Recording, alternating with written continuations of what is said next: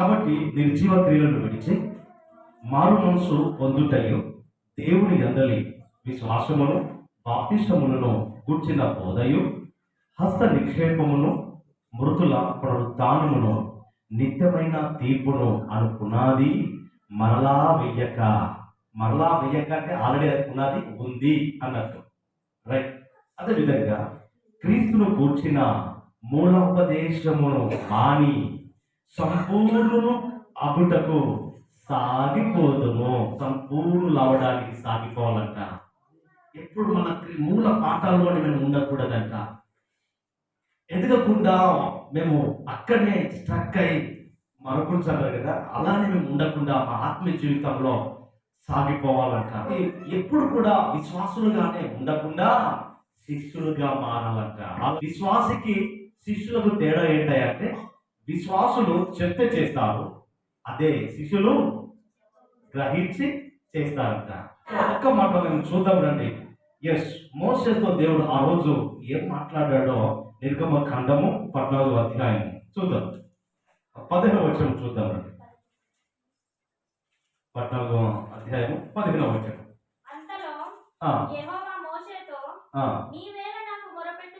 నువ్వేలా నాకు మొరపెట్టుచున్నావు సాగిపోవుడి. చూసారా, మోషే ఒక అద్భుతమైన ప్రవక్త, దేవుడి చేత నడిపించబడుతున్న ఒక గొప్ప దేవుడి మనిషి. దేవుడి ఎడల విజ్ఞాపన చేస్తున్నప్పుడు దేవుడు మాట్లాడాడు. ఆయన అంటున్నాడు, మోషే నువ్వెలా నాకు మొరపెడుచున్నావు సాగిపోవుడి అని ఇశ్రాయేలు ప్రజలతో చెప్పుము. ఏం చేయాలంట? సాగిపోవాలి. వాస్తవం ఎక్కడ సాగిపోవాలి? దేవుడు వాగ్దానం ఇచ్చిన ఆ దేశములకు, పాలు తేనెలు ప్రవహించే ఆ దేశములకు సాగిపోవాలి. అనగా వారు ఇంతకు ముందు ఎక్కడున్నారు? బహు భయంకరమైన బానిసలో బ్రతుకుతున్నారు. ఆ బానిస బంధకాలంలో వారు బలి అవుతున్నారు. ఆదుకునే వాడు లేకుండా, విడిపించే నాదులు లేకుండా దాదాపు 400 సంవత్సరాలు వాళ్ళు ఆ బానిసలో బలి అవుతూ బహుగా దిగులుతో ఉంటున్నప్పుడు వారి మొర ఆకాశానికి అంటినప్పుడు దేవుడు మోషేను ఏర్పరిచి వారిని ఐగుప్తు దేశం నుంచి విడిపించాడు. ఐగుప్తు దేశం అనగా లోకానికి సూచన, ఫరో సైతానుకు సూచన. మోషే ప్రభువైన యేసుక్రీస్తుకు సూచన. ఎందుకంటే పాత నిబంధనము ఛాయ అయితే క్రొత్త నిబంధన నిజ స్వరూపము.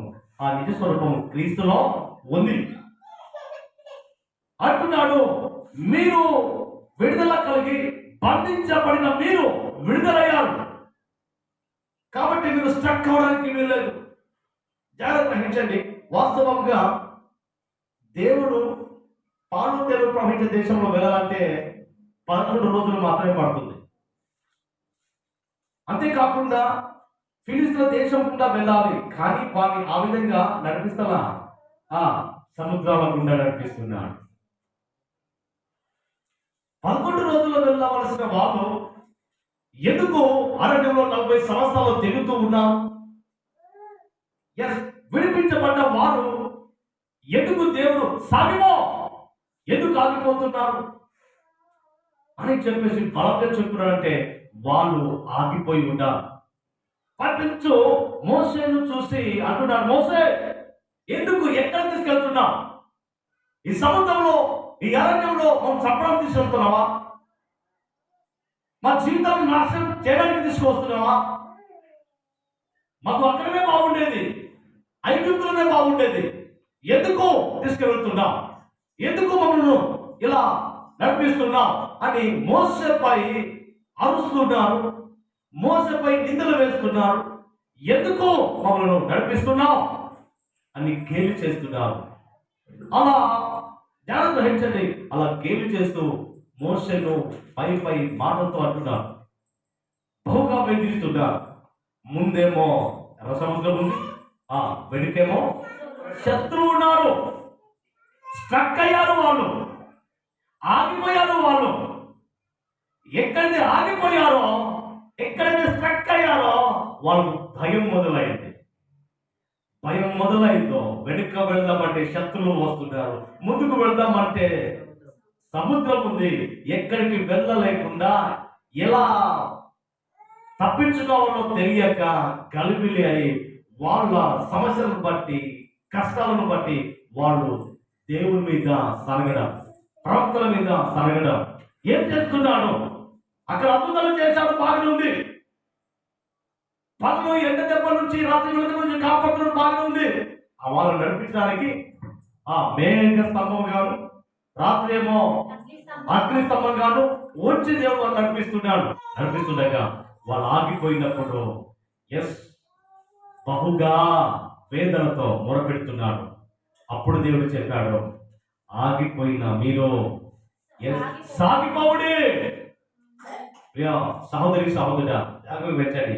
ఒకవేళ ఆత్మీయంగా స్ట్రక్ అయి ఉన్నావా, ఆరోగ్యంగా ఆగిపోయి ఉన్నావా, అయ్యో కుదరపడకుండా అంతే ఆరోగ్యం ఉందా, వ్యాపారం కొనసాగకుండా స్ట్రక్ అయి ఉన్నావా, అటు బహుగా దిగించబడకుండా ఇటు కనీసం ఇంకా కిందకు దిగజారుతున్నా మధ్యలో ఆగిపోయి ఉన్నావా, ఎన్నో ప్రయత్నం చేస్తున్నావు, ఎక్కడెక్కడికి వెళ్తున్నావు, ఎన్నో శక్తి యుక్తులను కూడబెట్టుకొని ప్రయాసపడుతున్నావు, కానీ ఎందుకో రావలసిన సమాధానం రాకుండా, పొందుకోవలసిన ఆస్తులను పొందుకోకుండా మధ్యలో ఒకవేళ స్ట్రక్ అయి ఉన్నావా, ముందుకు వెళ్తామంటే ఏం చేస్తున్నారు, ముందుకు వెళ్తామంటే ఆత్మీయంగా గెలి చేస్తున్నారు, సంఘంగా బయలు పట్టుకుంటే అనేకమైన నిందలు వస్తున్నాయి. దాన్ని బట్టి సమస్యలు బట్టి కష్టాలు బట్టి ఒకవేళ నీ ఆత్మీయ జీవితంలో స్ట్రక్ అయినావా, నీ వ్యాపారంలో స్ట్రక్ అయి ఉన్నావా, ఆరోగ్యంగా స్ట్రక్ అయి ఉన్నావా, ఒకవేళ ఇరుక్కున పడి ఉన్నట్లయితే, ఒకవేళ ఇబ్బంది కలిగి ఉన్నట్లయితే దేవుడు ఈరోజు మీతో అంటున్నాడు, మీ ఆత్మీయ జీవితాన్ని సాగి పోవడే. ఆ రోజు ఐగుప్తు నుంచి విడుదల కలిగితే పాలు తేనెలు ప్రవహించే దేశంలో దేవుడు వారికి వెళ్ళని వాగ్దానం ఇచ్చాడు. ఈరోజు ఆత్మీయులుగా ఈ లోకం అనే ఐగుప్తు నుంచి విడుదల చేసి అద్భుతమైన పాలు తేనెలు ప్రవహించే రాజు నివసించే పరలోకంలో వెళ్ళడానికి మాకు అనుమతించారు. ఆ పరలోకానికి వెళ్ళే ఈ ఆత్మీయ ప్రయాణం ముందు కొనసాగుతున్నప్పుడు సమస్యలు బట్టి, కష్టాలను బట్టి, ఆర్థిక ఇబ్బందులు బట్టి, అనారోగ్య సమస్యలు బట్టి స్ట్రక్ అయ్యావా? అయితే దేవుడు అన్నాడు, భయపడకు, సాగిపో. మోసే సాగిపోడన్నప్పుడు ఆయనకు అర్థమైంది, ఆయన చెయ్యి ఎత్తేసాడు అంతే, ఆ కర్ర ఎత్తేసాడు అంతే. ఆ కర్ర ఎత్తేసినప్పుడు ఏం తెలుసా, గొప్ప అద్భుతం జరిగింది. ప్రపంచంలో ఈ రోజు వరకు ఎప్పుడు ఎక్కడ జరగని అద్భుతం జరిగింది. ఆ ఎర్ర సముద్రం రెండు పాయలుగా చీల్చి ఒక గొప్ప మార్గం సరళం దేవుడు చేశాడు.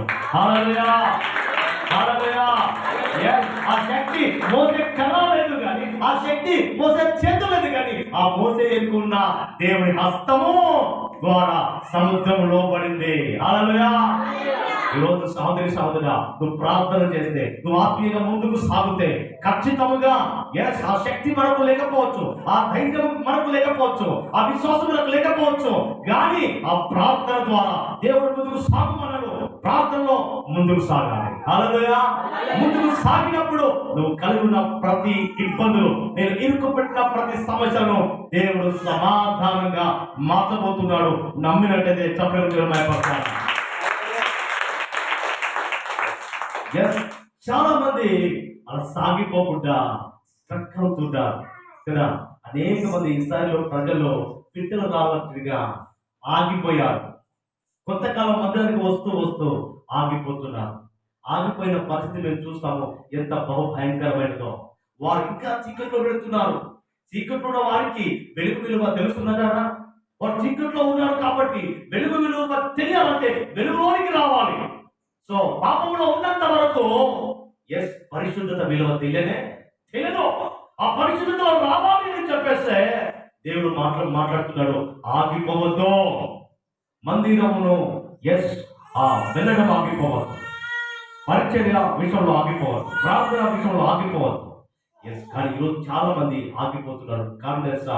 వారు కలిగి ఉన్న భక్తిహీనత వల్ల, వారు కలిగి ఉన్న బలహీనత వల్ల, వారు కలిగి ఉన్న భయం వల్ల వారు ఆగిపోతున్నారు. ముందుకు సాగుతున్నారు, కానీ సమస్యలు చూసినప్పుడు ఏమవుతున్నారు? ఆగిపోతున్నారు. కళ్ళ ముందే ప్రార్థన చేస్తున్నాం, కళ్ళ ముందే వాక్యం చదివి నమ్ముచున్నాం. అంత నమ్మిన వ్యక్తి, అంత దూరంగా వెళుతున్న వ్యక్తి ఎందుకో సడన్గా సమస్యలు వచ్చినప్పుడు, కష్టాలు వచ్చినప్పుడు ఏం చేయమంటావు బ్రదర్, ఏం చేయమంటారన్న, నాకు వచ్చిన సమస్య ఇంకెక్కువ వరకైనా రాకూడదు, అంత గొప్ప సమస్య తట్టుకోలేకపోతున్నా అని చెప్పేసి అంటారు. కానీ దేవుడు నాకు తోడున్నాడు, దాన్ని జయించగలను అనే సామర్థ్యం ఎందుకు వాళ్ళు మర్చిపోతున్నారు. కళ్ళ ముందే క్రీస్తు ఉన్నాడు. ఎస్, క్రీస్తు వైపు ముందుకు సాగుతూ ఉన్నప్పుడు పేతురు ఏం చేశాడు? ఒక్క గాలి వీసింది, ఆ గాలి నుంచి వెనుక తిరిగాడు. ఆ నీటి మీద నడిచే ఆ పేతురు కాస్త ఏమయ్యా తెలుసా? చెయ్యి చాపితే అందే దూరంలో ఉన్నాడు.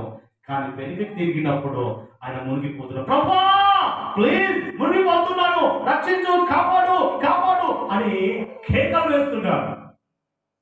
ఎస్, ఎందుకు మునిగిపోవడానికి, ఎందుకు ఆయన ఆ భయంకరమైన శ్రమకుండా చనిపోవడానికి, అంత ఇబ్బంది కలగడానికి కారణం ఏంటంటే వెనుక తిరిగాడు, గాలికి భయపడ్డాడు. లోకంలో ఉన్న ప్రతి సమస్యకు, ప్రతి ఆటంకాలకు, ప్రతి ఇబ్బందికి మనం భయపడకుండా, ఆగిపోకుండా దేనిలో నుంచి సాగిపోవాలి? ఒక మాట చూద్దామా? సామెతల గ్రంథము 4వ అధ్యాయము. దాని యందు ప్రవేశింపగా తప్పించుకొని తిరుగుము, దాని నుండి తొలగి సాగిపోము. మాకు అర్థం కాదు కదా, దాని నుండి అంటే పై వచనం వెళ్ళాలి. మనం 14 ఏముంది? భక్తిహీనుల త్రోవను చేరకము, దుష్టుల మార్గములో నడవకము, దానిలో నుంచి సాగిపోవాలి. అందులో ఉండడానికి వీల్లేదు, అందులో ఆగిపోవడానికి వీల్లేదు. ఆ భక్తిహీనులో, ఆ పాపంలో ఉండడానికి వీల్లేదు, లోకంలో ఉండడానికి వీల్లేదు. మనం ఎక్కడ వారము? పరసంబంధమైన వారు. మన పౌరస్థితి పౌరులు పరలోకంలో ఉందంట. హల్లెలూయా. ప్రపంచం అంతా నాశనం అవుతుంది, కానీ ఒక సంఘం మాత్రమే ఎత్తబడుతుందంట. ఆ సంఘంలో నిత్య జీవం కలిగిన వారు మేము ఎవరో కాదు, పరిశుద్ధులము, దేవుని యొక్క కుమారులము, రాజు తర్వాత కాబోయే రాజులము. హల్లెలూయా. మేము లోకంలో నుంచి మీరు పిలువబడిన వారై ఆయన గుణాంశంలో ప్రచురించడానికి మీరు రాజులను, పరిశుద్ధులను, పరిశుద్ధ సమూహముగా మీరు ఉన్నారని చెప్పేసి పేతురు 2:9 ఉంది. కాబట్టి గమనించండి, మీరు ఖచ్చితంగా దేవుని కుమారులుగా ఉన్నావు కాబట్టి ఆగిపోవడానికి వీలేదు, సమస్యను బట్టి ఆగిపోవడానికి వీలేదు. ఆ భక్తిహీనతలో, ఆ భయములో, ఆ బాధలో, ఆ భయంకరమైన శ్రమలో ఆగిపోవడానికి వీలేదు. ఏం చేయాలంట? సాగిపోవాలి. హల్లెలూయా, హల్లెలూయా. yes, కాబట్టి సాగిపోవాలంటే ఏ విషయంలో సాగిపోవాలి? నంబర్ 1 రాసుకునే వారు, విశ్వాసం విషయంలో సాగిపోవాలి. ఏంటది? విశ్వాసంలో విషయంలో సాగిపోవాలి. మొదటి సువార్త 14వ అధ్యాయము. వెంటనే యేసు చెయ్యి చాపి అతని పట్టుకొని, అల్ప విశ్వాసి ఎందుకు సందేహపడితివని అతనితో చెప్పు. ఎవరు అతడు అంటే పేతురు. అదే విధంగా మరొక చోటు ఉంది, లేఖనాలు తీనక్కర్లేదు కానీ యేసుక్రీస్తు తిరిగి లేచినప్పుడు సందేహపడ్డాడు తోమ సందేహపడ్డప్పుడు, తోమా అల్ప విశ్వాసి కాక విశ్వాసంతో సాగిపో.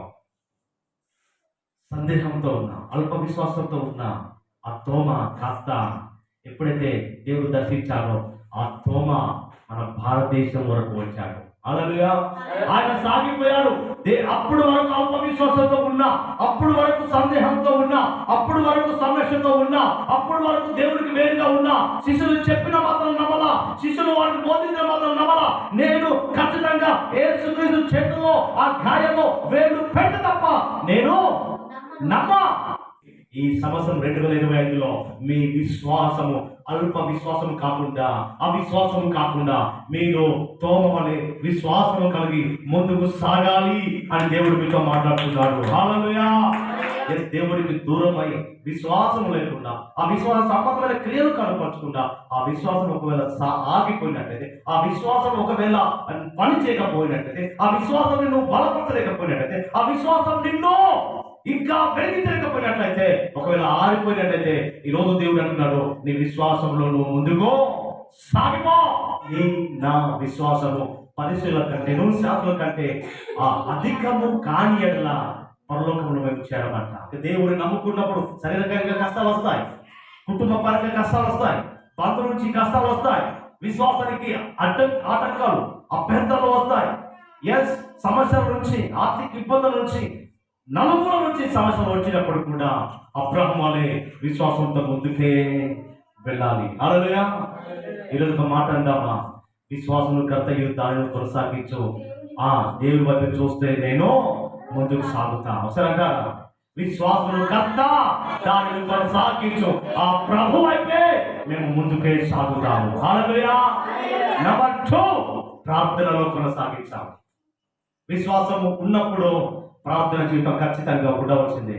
ప్రార్థన లేనట్లయితే, ఆ ప్రార్థన బలహీనట్లయితే సాతాను ఖచ్చితంగా ఆ ప్రార్థన లేని వ్యక్తిని ఏం చేస్తారంటే, చేప కింద నీళ్ళలాగా ఆయనను దేవుణ్ణి ఆరాధించినట్లుగానే చేస్తారు, కానీ ఆ ఆరాధన దేవుని దగ్గరకు వెళ్ళదు. క్రీస్తును పూజించిన దగ్గర చేస్తారు, కానీ క్రీస్తుగా ఆ ప్రార్థన వెళ్ళదు. వాక్యాలు చదువునట్టే ఉంటాడు, కానీ ఆ వాక్యం మాత్రం తన గుండెకు, తన జీవితాన్ని, ఆత్మ జీవితానికి ఇది ఫలింపునివ్వదు. కారణం ఏంటంటే, సాతాను చేప కింద నీళ్ళలాగా ఆ మనిషిని తనకు అనుకూలంగా మార్చుకుంటున్నాడు. నేనే దేవాలయంలో దేవుడు అని చెప్పేసి తెలుగు పత్రిక 2వ అధ్యాయంలో రాయబడినట్టుగా ఆ సాతానే ఆరాధన పొందుకుంటున్నాడు. ఆ సాతాను క్రియల ద్వారా ఆయన వైపు అందరినీ మళ్లించుకుంటున్నాడు. ఏ విధంగా? చాలా మందిని దేవుని దగ్గర రాకుండా ఎలా ఆపుతున్నాడో, దేవులో ఉన్న వారిని కూడా దేవుడు ఉన్నట్టుగా నటిస్తూ, విశ్వాసంలో ఉన్నట్టుగా ఆ భ్రమలో ఉంటూ సాతాను మమ్మలను తలకిందులు చేస్తున్నాడు. కాబట్టి ఒక మాట చూద్దాండి. మొదటి పేతురు రాసిన పత్రిక 4వ అధ్యాయం 7వ వచనం చూద్దాం.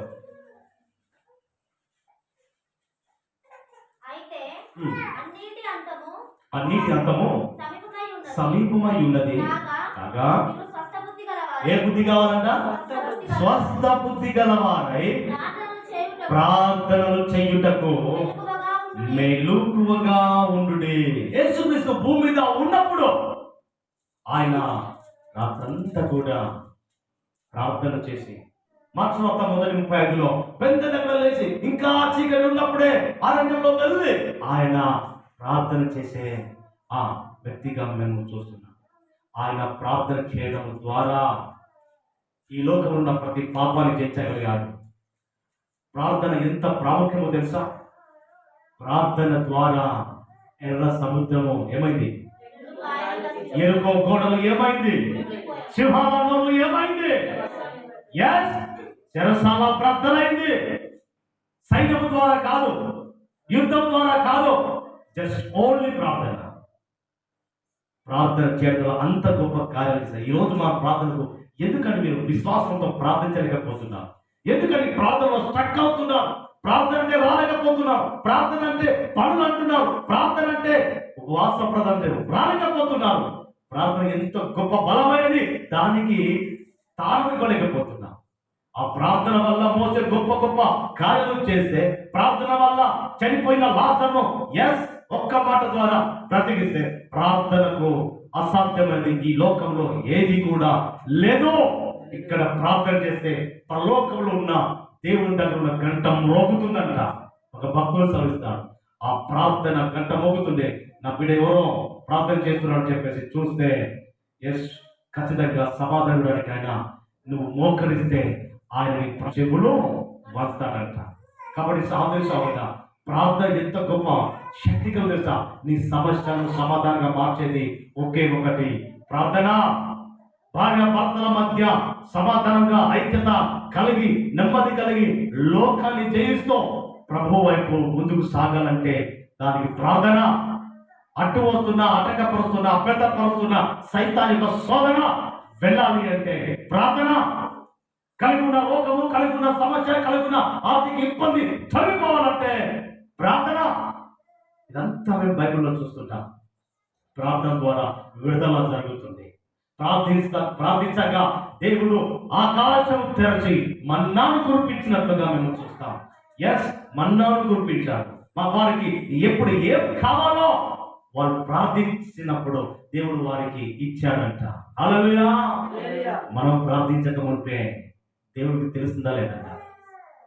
మత్తయి సువార్త 6వ అధ్యాయంలో చక్కని మాట ఉంటుంది. 8వ వచనం, మీరు మీ తండ్రి అడగక మునిపే మీకు అక్కరగా ఉన్నవేమో ఎంత గొప్ప మాట.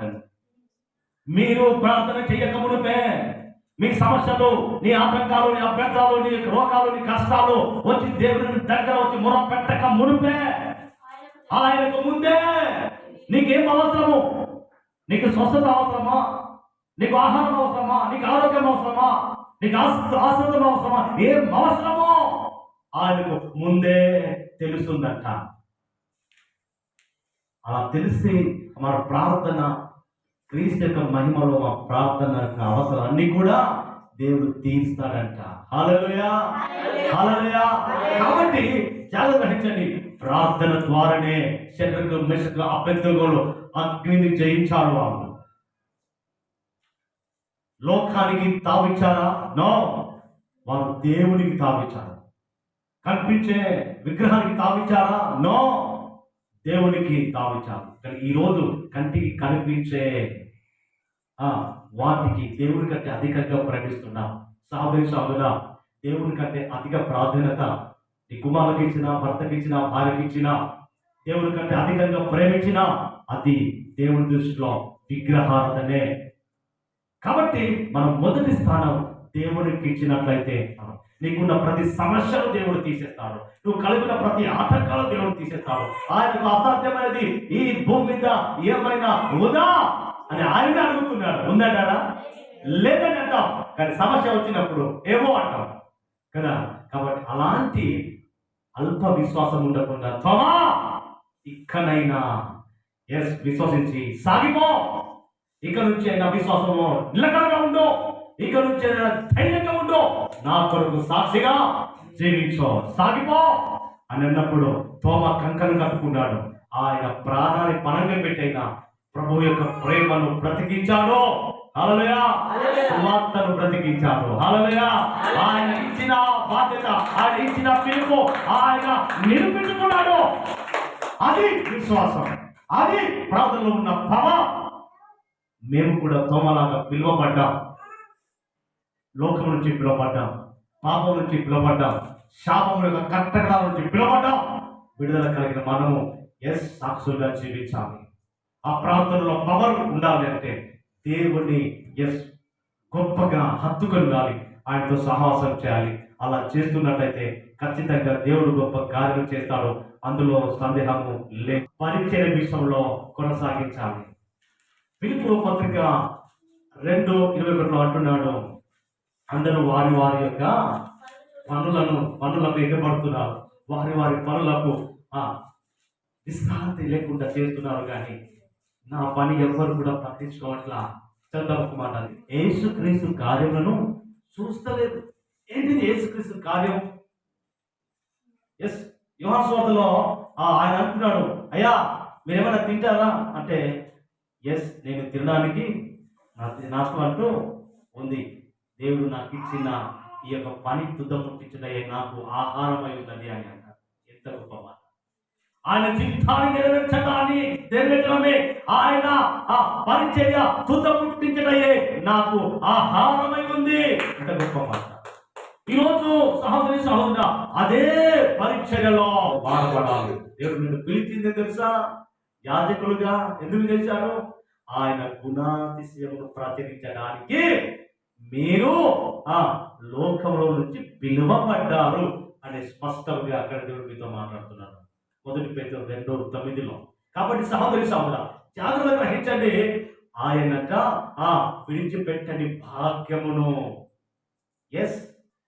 విడిచిపెట్టకూడని భాగ్యము నీ కొరకు, నా కొరకు ఆయన ఉన్నత స్థానంలో పరలోకంలో ఉన్న 1000 కోట్లాది దూతల చేత కిరముల చేత ఆరాధించబడుతున్న ఆ ఆరాధ్య దైవుడు, ఆ దేవుడే నశించిపోతున్న నీ కొరకు, నా కొరకు మనిషి అడుగు తీసి ఆ నరకముఖంలో పడుతున్నాడని సత్యాన్ని గ్రహించి ఆయన ఎంతగా తగ్గించుకున్నాడో అలా తగ్గించుకొని నీ కొరకు ఒక కార్యాన్ని తలపెట్టాడు. ఆయన నీ కొరకు ప్రాణం పెట్టాలి, పరిశుద్ధ రక్తం చిందించాలి, నిన్ను రక్షించుకోవడాన్ని ఆయన ఒక బాధ్యతగా, ఆయన ఒక ఆహారంగా జీవించాడు. ఏదో పిలువబడ్డ పౌలు, ఎస్, ఆయన తన ప్రాణాన్ని శిరఛేదం చేసేంత వరకు కూడా విశ్వసించాడు, ప్రార్థించాడు, పరీక్షల్లో గొప్ప బలంగా వాడబడ్డాడు.